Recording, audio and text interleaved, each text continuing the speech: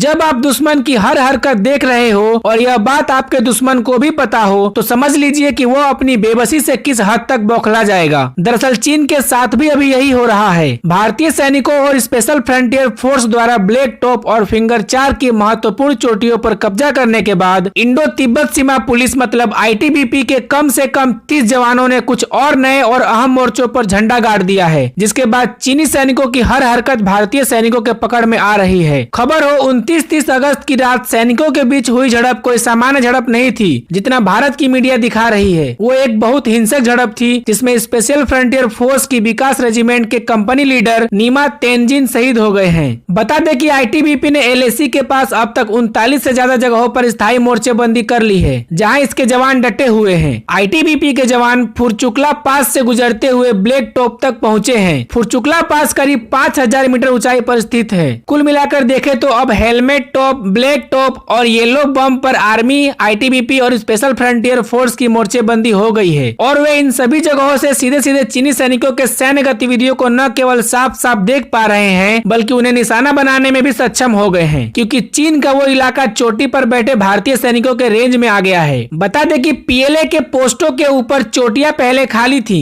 और उन पर किसी का कब्जा नहीं था। अब हमारे सैनिकों ने वहां भारतीय सीमा की किलेबंदी कर दी है, जिससे भारत ने जो टैंक तैनात कर रखे हैं उनकी दूरी साउथ पेंगोंग के पास चीनी क्षेत्र मोल्डो से बहुत ज्यादा नहीं है, जहां चीनी सैनिकों का जमावड़ा लगा है। इसलिए उनके भारी भरकम हथियारों के मूवमेंट को भारतीय सैनिक साफ साफ देख पा रहे हैं, जिससे बौखलाए चीन ने अपने सैनिकों की संख्या में भारी इजाफा कर दिया है। चीन ने एलएसी के करीब 20 किलोमीटर की दूरी पर अपने साजो सामान भी तैनात कर दिए हैं। बता दें कि वो एलएसी की तरफ और आगे बढ़ सकते थे, लेकिन ऐसा करने पर वो चोटियों पर तैनात भारतीय सैनिकों की बंदूक की रेंज में आ जाते। भारत द्वारा इस आक्रामक कार्रवाई से चीन बैकफुट पर है और रूस में हो रहे एससीओ मीटिंग में चीन के रक्षा मंत्री भारत के रक्षा मंत्री राजनाथ सिंह से बात करने का समय मांगा और दोनों के बीच बात भी हुई, जिसके बाद चीन ने फिर अपने चरित्र के अनुसार भारत को ही इस विवाद के लिए जिम्मेदार ठहराया और लद्दाख से पीछे हटने से मना कर दिया। भारत ने भी ये साफ कर दिया है कि हम अपनी जमीन नहीं छोड़ेंगे, जिसके बाद विवाद और गर्माने की आशंका है और युद्ध ही आखिरी विकल्प नजर आता दिख रहा है। अभी तो इससे जुड़ी इतनी ही खबर है, जैसे ही और कोई न्यूज आएगी मैं आपको वीडियो बनाकर बता दूंगा। तो दोस्तों रोजाना फाइनेंस, फॉरेन पॉलिसी और डिफेंस से जुड़ी खबर देखने के लिए प्लीज हमारे चैनल को सब्सक्राइब करें। जय हिंद।